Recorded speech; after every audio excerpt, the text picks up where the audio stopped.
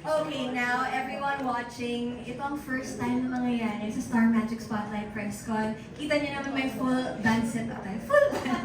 One-man band setup because talagang pinaghandaan ni Christoph ang kanyang pa-sample for today. So may, hindi lang siya vocals, may matching guitars. Okay, so Christoph, take it away. Pwede magpahigam ng sample. Of course. Well, obviously this song is my lead single, Sine. Sana magustuhan.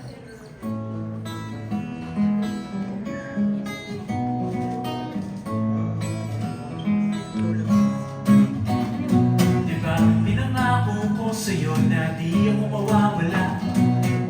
Maniwala ka sa akin, di ako mangangaliwa. Andito lang ako na umiibig sa'yo, kaya tama na ang atin. Gusto ko manood ng sine, wala na magawa sa bahay. Nakatunga magdamag sa FaceTime, eh kung sumama ka na lang, kaya ako na ang taya.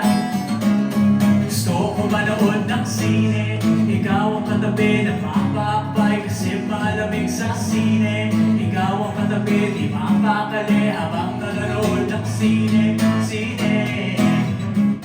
Gusto ko manood ng sine.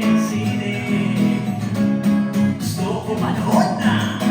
Yay! Thank you so much for that wonderful sample. Grabe, palakpakan naman natin si Christoph. That was his lead single, Sine, na siya rin ang nagsulat. Okay, so kausapin na natin yun si Christoph. Hi, Christoph. Thank you for that wonderful sample. Thank you so much. Yeah, that was my lead single, Sine, written and composed by Sir Gap Tagantad. And yun, I'm very proud of it. And thank you for having me. Ikaw, si Gap Tagantad pala. yes, But yes. you also wrote songs for your EP. Yeah. I wrote 3 songs for my EP. Sira, which is a breakup song, and the song about acceptance that I really like. Abot Between, which is an apology song. And I also wrote the song called Take Care, which is about wishing someone well. Well, we'll talk about more of your EP later on. Pero bumati ka muna sa ating mga gwapo at magagandang media friends. Go ahead. Of course, hello everyone from the media. Thank you so much for taking the time out of your day to be here. I very much appreciate it. Ayun, Happy New Year, una sa lahat. Ayun, I'm very happy to be here and to see all of your beautiful faces. So, ayun, let's just enjoy the day, no? Happy New Year! And also, belated happy birthday! Thank you. You just turned 20, no? I did, yeah. So how was it like, yung celebration, paano kayo nag-celebrate? Well, kahapon, kakauwi lang namin from LU. And it's very nice to have some family time, especially since I'm still studying. I rarely get to spend time with my family that much anymore. So, ayun, I'm very grateful and talagang appreciate ko yung time with family. Yes. Well, thank you. Thank you for sharing with us kung anong ginawa mo with your family. Pero syempre, from your Star Magic family, we also want to wish you a happy birthday. So, we prepared a little something. Pwede bang lahat tayo? Kung kanina siya ang naghandog sa atin ng awitin. Ngayon naman tayo ang kumanta for him. Happy birthday to you. Happy birthday to you. Happy birthday, happy birthday. Happy birthday to you. Thank you. Yay! Woo! Grabe, 20 years old! Oh, wait lang. Picture ka muna ng may birthday cake. Ihahabol sa akin happy birthday para maganda ang picture. Like that. Sige. Okay, very carefully. Ang ganda ng cake, ah. Wow, okay. Happy birthday, Crystal! Thanks, guys. Grabe, hindi ka na teenager. There. Smile. Let's smile for our friends from the media. Ang dami kasi talaga natin kasama today, guys. Lahat gusto na makilala pa si Christoph. There you go. Thanks, guys. Thank you guys so much. Shout out din kay Tess Ruby. Head of shout out. PR ng Star Magic dahil siya po ang nagdala ng Yes, cake. Thank you, Miss Tess. It was also her birthday yesterday. That's Yeah. true. Happy birthday. Happy birthday. Happy birthday, Ate Tess. Thank you. Love pa natin si Ate Tess. Woo! Buong room po dito ay mahal na mahal si Ate Tess Ruby. Thank you very much. Okay, ngayon naman, gusto ko pa namin kilalanin first off. So, let's start with your music skills. Okay, your guitar playing, saan nang galing yan? Kasi ang galing mo mag-gitara. Oh, well, thank you. I appreciate that. Well, nanggaling siya sa sa tatay ko. Introduce niya ako noong 2018, 2019, around that time. I was 12. And then, actually, I wanted to play piano muna as my first instrument. Pero, mas accessible yung guitar, as in, nakatambak lang siya sa closet namin. So, ayun, tinanggal ng dad ko, pinakita niya sa akin, pinakitaan niya ako. And then, after that, I made it a point na parang, okay, kaya pala to ni daddy, sige, I'll try to beat him to it. Na-challenge ka Na-challenge sa ako. tatay mo. Okay. And if anyone knows me, they know I like a good challenge. So, ayun ginawa ko. I made it a point to try to impress my dad. And over time, nahon ko rin yung love ko para sa guitar. Yeah, it shows kasi dun sa performance mo, you're very comfortable with the guitar. And kanina rin, while we were waiting for us to start, you were doing difficult solos like guitarra with Rocky and Edgar. Because what you perform, it's chords lang. Yes. Pero kanina talaga nagtatabs ka and you were doing solo, so you're really good at it. Thank So, you. ngayon naman sa pag-launch ng iyong career, yun nga, tulad ng sinabi ko, you also write songs. So, ito naman, saan ang galing yung pagiging songwriter mo? Well, one of my favorite composers and musicians, sila Billy Joel, sila Paul McCartney. So, I grew up listening to their stuff. Tapos, ayun, over time, actually, ayoko talaga mag-songwrite nung una because I found it so difficult.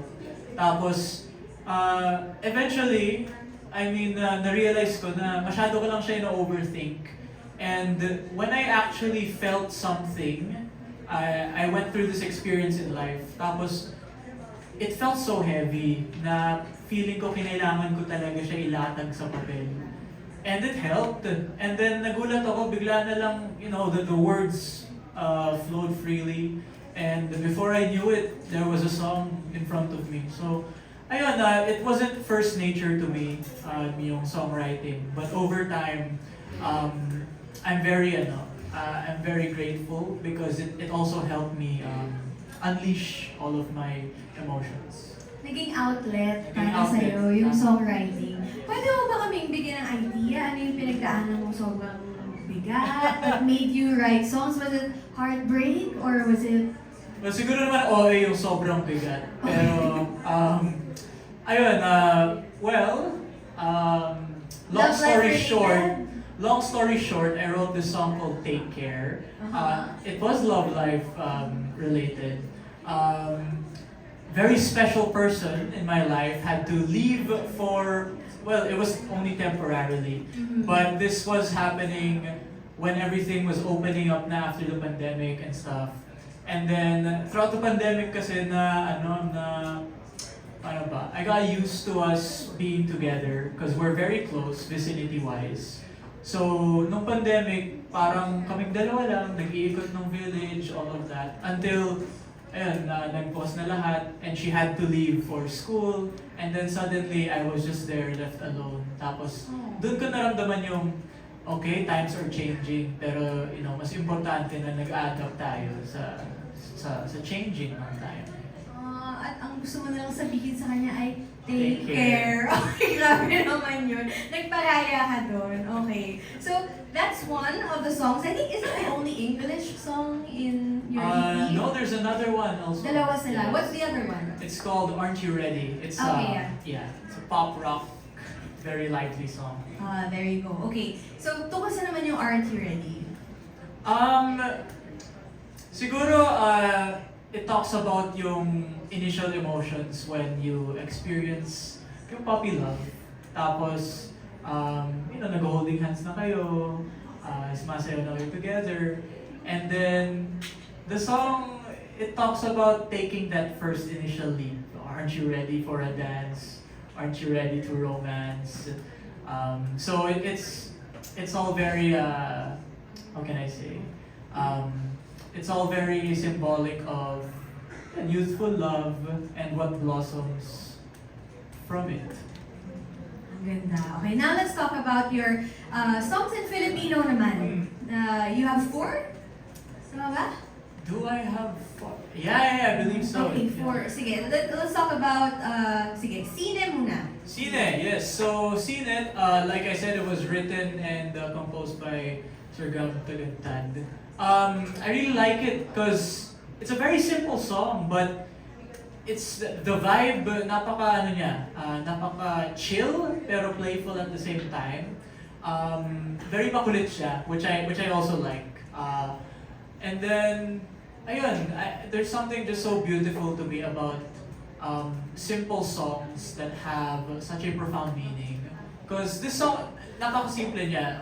Tungkol lang to sa, ayun, like I said, yung puppy love, wanting to take her to the cinema. But then there's so many ways you can interpret it also. Like, for example, when I do it live, I interpret Sine in a way where inaya ko siya mag-sine, pero ginost niya ako. And that's also reflected sa music video where I'm just left there sitting alone na may bouquet of flowers beside me. So, ayun, I like to add my own little interpretations to it. Okay, so that's Sine. Very fun. Yeah. Oo. And ang cute nung ginawa yung video ng lola mo. Oh! About wanting to go to the Sine. Ang dami niyang stuff. So you should check that out on his social media accounts. And now let's go to your next song naman in Filipino. What do you want to talk about? Oh, this was the first Filipino song I wrote. Mhm. It's called Sira. Nowadays, there are a lot of heartbreak songs. Like, without a doubt, napaka-common yung theme and topic when it comes to songwriting. But what I really like about this song is, it wasn't so easy for me to write. Kasi, I wanted to do a song about heartbreak, but I also wanted to incorporate acceptance. I wanted there to be something good that comes out of it. Hindi lang na, oh, I hate this person, they broke my heart, I'm just here broken. Gusto ko, I hate this person, I broke my heart. They broke my heart. But at the end of the day, it turned me into a better person. And through that, I felt their love. So that's what I wanted the song to convey. So it's about finding the beauty in separation and knowing na, you know, sometimes things just don't work out. And siguro yung pinakamagandang gawin natin, kung mahal talaga natin ang isa't isa, is to let each other go. Yeah. Ang mature! Grabe! Dahil mo na alam sa love, Christoph. Okay. So, punta naman tayo sa next song mo in Filipino. Yeah, so this one's called Abot Between. I wrote it in the plane. And kung mapapansin niyo po sa lyrics, ang daming imagery about the sky, about the clouds, maalapaap. Ayun, that's because I was on the plane. And I wanted the song to be an apology song. Usually apology songs are very quiet, very mellow. Pero ito, you know, if you know me, I like to make things grand, very grandiose. So ginawa ko siyang kind of a yearner type song na very rock ballad inspired. So yung chorus niya, pwede mo siya isigaw, you know, when you're alone in your room or you want someone to forgive you. Ayun, that's why I wrote the song. And lastly, ano yung last track natin? Yeah, so, pa ba? There is Sine, Sira, Abot Between. I believe that's all the... Yeah, I believe that's all the Filipino Parang may songs. isa pa? Yung parang nag-rap ka. Tama ba? Yes, yung ano, basta't ikay na riyan. Yeah, okay. Well, this one is actually, it's the hardest one to play out of all of my songs. Which is funny kasi kung pinakinggan nyo, sobrang simple ng tunog niya. Pero it's so hard to sing and play at the same time. Kasi nga, ayun, parang nag-rap ka and then at the same time... Dahil dyan chorus. sample. Yun yung pinasample, pinakamahirap. Okay, tungkol sa yung basta't ikay na riyan. Ayun, as the chorus suggests, basta't ikay na riyan ay ayos ang araw. So, as long as you're here with me, kahit ano man pinagdadaanan ko ngayon, basta't ikay na riyan, maging okay na ako. very cheesy, pero sometimes kailangan natin maranasan yung cheesiness in love songs to remind us how beautiful love really is. So, ang daming themes, no? Sa EP mo, merong heartbreak, merong letting go of someone, meron namang happy na nandyan siya, and merong gusto lang manood ng sine. So, it's a mix of emotions when people listen to your EP. Okay. So, now let's talk about yung iba mo pang ginagawa in life. Aside from music, you are also busy with studies, right? Yes, I'm currently a third-year student, college student. Yeah. Okay, what are you studying? Saan? Go ahead. I'm studying hotel and restaurant management in the University of the Philippines, Diliman. Talagang binuo yung pangalan. UP Diliman. UP Diliman. And yeah, I couldn't be any more proud of how far I've gotten because it's not easy trying to balance all of this. But somehow we're still here, we're pushing through it. And ayun, buhay pa naman tayo. Akala ko sabihin mo, I could not be any more stressed. Yun rin. Yun rin. Mahirap pa. Tsaka third year, isa yun sa mga Yes, hardest, yes. parang feeling ko, mas mahirap pa yung third year kaysa sa graduating year. Oh yeah, oh yeah. Oo. So paano mo nababalance yan? How's your schedule like? Actually, yung pinakasimpleng answer dyan, hindi ko siya nababalance. Hindi mo nababalance? Actually, sobrang delayed ko na now because, ayun, trying to balance all of this, it's very difficult. And to anyone there who's still studying but having to balance work as well, I feel you. And naranasan ko na rin yung marami kang dapat gawin and then at the end, wala ka na rin nagawa kasi you feel like you're just frozen there, masyado ka na overwhelmed. You try to do too much. Yes, you know? exactly. And it burns you out. Mahirap talaga. Pero you just have to sort out your priorities and take it nice and slow and eventually makakarating ka rin sa finish line. Yes. Well, don't worry about, not finishing in 4 years kasi you're still young and you're doing so much na yung mga kaklase mo hindi pa ito na-experience and you're doing what you love, right? Just music. Okay. Now, let's open the floor for questions from our media friends. I have a question here coming from Amiel Bustle of KPEX. So, Amiel, gulat ka talaga today. Asan na si Amiel? Okay. If you had to name one thing that you're most grateful for since joining Star Magic, what would it be? If I were to name one thing that I'm most grateful for when it comes to, or when it came to joining Star Magic, it would have to be the support and the community that I was able to be a part of. Star Magic has a very healthy and very loving community, and I cannot be any more thankful for them opening their arms, welcoming me to their family, and yeah, I'm really really grateful to be here. Thank you for your question, Amiel. Ang dali ngayon Kanina nahihirapan kami sa questions niya. Okay, so now let's go back to your studies. You said you're taking up HRM, Hotel and Restaurant Management. Anong goal mo after this? Like, kasi you're doing music, and then do you still plan on taking over your family's restaurant ba? Or do you wanna open up your own? Do you like cooking? Or sa hotel ba? Yeah, well actually, ever since my passion was music, but I've always been into entrepreneurship. I've always wanted to make something out of nothing and profit from it. So that's why I took management. I also want to, syempre makatulong rin ako sa pamilya ko when it comes to managing a restaurant in the future. But yeah, HRIM is there for me as sort of a ground base. It's where I go back to my roots. It's very humbling na. So, ayun, that's what I did. And syempre, this begs the question, since we all know who your parents are, we want to know their role in this. Meron bang kondisyon na sinet ang parents mo na, okay, you can do this, pero you have to finish your studies? Well, yeah, exactly like what you said. Ayun nga, yun yung condition. Kahit sa mga siblings ko, kahit na, ngayon, I can technically make my own decisions already. Syempre, my parents are still there to remind me that iba pa rin yung studies mo. And, you know, you're in a good place right now. Why try to shake things up when you don't have to? You're in a good place right now when it comes to studies. You're making the most out of what you have. So, ayun, I think I'm gonna hold their word to heart nga. So, yeah. Uy, that's nice. Mahirap yun ah. Mahirap Yeah, magtapos ng pag-aaral, lalo na kung nagtatrabaho ka na, nakikita mo na yung real world, ika nga. Real Definitely. world. Yes. But that's good.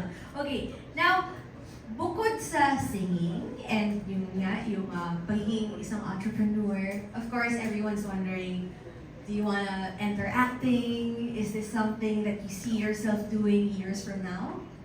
Oh yeah, well the plan is always there to enter acting eventually. But as of now, music is my home base. You know, sasabihin ko. And I admire the profession of acting. I admire the art. I admire everyone in the space. But this is my passion, and no one can touch me when it comes to my music. Yeah, obviously, you know, talagang you're really into it. Pero have you ever tried acting? Meron ka bang nagawang projects before? Yeah, actually, nung, ayun, mga production nung sa school, nagkakaroon kami ng play dati, yung Wizard of Oz. So fitting, no? So, sino ka? Sino ka doon? I was the Tin Man. Oh, okay. I was the Tin Man. And it was fun kasi musical din siya. So I was kind of able to include both of my passions and join them into one. And it was a very fun experience. Oh, nice. Okay, so yun pa lang so far. So wala pang foray into like TV shows or movies. Kahit extra lang, nung bata ka. Actually, Hindi wala. pa na-try? Wala pa talaga. Okay, interesting ah. Kasi Yeah, usually yung yeah. mga, di ba, mga anak ng both actor, like kahit Yeah. nga isa lang yung parent mo na actor, usually nakita Yeah, na yung, yeah, you know, yeah. nakita na sila sa TV show or movie. Ikaw never pa. No, never pa talaga. Oh, okay. My mom always wanted me to choose for myself. Yeah. And she never pushed anything on me, which I'm really grateful for. Okay. Well, this is not me pushing you into it, but it's really part of the questions. Let's imagine lang, hypothetical. If you were to enter the world of acting, if you were to be a leading man, who is your ideal leading lady? Ideal leading lady. Well, di ako actor, so I don't know, but someone who I admire right now, and she can also sing very well. I admire Bel Mariano a lot. So, ayun. I'd have to say Bel Mariano. Bel Mariano. Okay. Have you met her? No, not yet. I know there will come a day though when we'll probably cross paths. Pero, Oh, mga ABS-CBN ball. Yeah, Diba siya tayo yeah. nagkakasama-samang mga mga Star Magic artists, mga Yeah. magkakapamilya. Okay. So, thank you. Thank you for that question. Okay, next one. Seeing your peers inside the PBB house, do you also see yourself as a housemate if given the chance? ako, I never really thought it was for me. It's nice, PBB is great, and I'm very proud of my co-signees who made it, and they're in there and all that. Cannot be any more proud. But as for me, as an artist myself, I'd like to venture into more opportunities where I can showcase my craft, and I also want to be, obviously I want to be known for my craft as well. So, as of now, PBB is nowhere in sight. But, ayun, sa mga housemates na co-signees ko dyan, you know who you are, I'm very proud of you. And, yeah, hopefully you make it out alive. Oh, tsaka wala ka ng time kasi nga third year college Yes, ka pa. hindi ko rin mabibitawan yung studies ko. Yeah. Oo, mahirap pagsabayin. Okay. Now, do we have other questions po from our friends? Just let us know kung meron po kayo na gusto mong itanong. Please don't be shy, I don't bite. Kasi ang daming pwedeng i-unlock kay Christoph, no? Kasi parang ang dami niya pang pwedeng ikwento sa atin. Okay, so, habang nagpe-prepare po sila ng kanilang mga questions, okay. Meron na ba? Miss Janice. Okay, Miss Janice Navida of Bulgar will be asking you Hi a ma'am, nice to question. see you.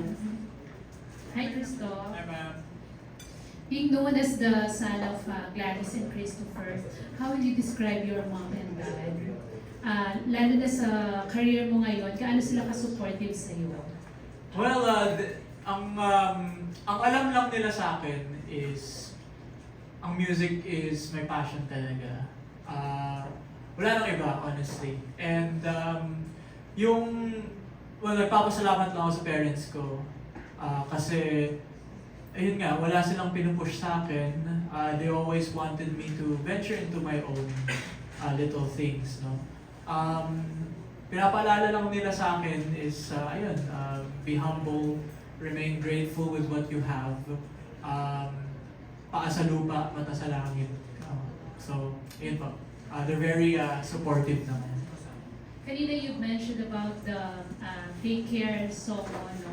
Na-inspired dun sa parang previous, ano ba to? Can we call it a relationship na ba? Or, Yeah. It's a relationship, yes. Are they aware of this one? Kasi parang last time na tinanong ko si Gladys about your love life, wala siyang nabanggit. Oh yeah, because my mom is PR trained. At ikaw hindi? Ako very much PR trained. So thank you for your wonderful question. To answer your question, yes, they know naman. And hindi ko naman siya tinatago from them. So, ayun. Thank you for your wonderful question. Pero gaano sila ka-supportive naman sa love life mo? Well, right now I'm just focusing on my music and my craft, and that's all my focus is right now. And my parents know that as well. And my parents always remind me that at the end of the day, you're going to be the one to create your own path. So obviously, keep your priorities in check. Put your mind kung saan dapat, diba? So, ayun, thank you po. Thank you for your question. Nasa lang kasi kilala si Gladys, di ba na-kontrabida on screen? In real life ba, ganun din ba siya? May pagka-stage mom? Or sa love life mo, nakikialam din ba siya? If kontrabida po ba yung mom ko is the question now. Well, joke lang. I would have to say she's very professional. Alam niya paano i-separate yung persona niya, kumbaga. Very loving siya as a mother. And honestly, nakakagulat na imagine mo, mapapanood mo siya sa TV. Tapos, in-expect mo, sasampalin ka niya. Tapos, ending pala yayakin. She's very, I admire my mom a lot. So, ayun, yun ang masabi. Safe. So wala pa siyang kinumpronta na girl na gustong mapalapit sa'yo or napapalapit sa'yo? Wala pa po. Ayun nga, as my mom knows, sobrang laser focus ko sa craft ko. And yun talaga yung hinahone ko ngayon. And I'm very proud with the EP that I've come up with. I'm very proud with all the people that has helped me. So, ayun po. Yeah. Thank you and good luck, Crystal. Thank you, ma'am. Thank you so much. Thank you, Miss Janice Navida of Bulgar. Pero ang ganda ng ma-picture namin yun, no, na how is Miss Gladys kaya as like a future mom-in-law? Oo. Pero apparently, according to you, very loving, very supportive. Very loving, very loving. Okay, this one is a question from our online viewers naman. If offered to do an acting project with your parents, would you say yes? Why or why not? Titingnan natin dyan is yung timing. Again, as of now, I don't see myself doing much acting as early as now. But my mind is definitely set on it in the future. And I want to establish my name muna with my craft. So, yeah, but definitely that sounds like such a fun thing to do. Imagine, what an honor, no? Masasampal ka ni Gladys Reyes. No? Such an honor. Such an honor. So, yeah, I like that question and the answer is yes, future. And kanina nga, ang guests namin dito ay theater actors.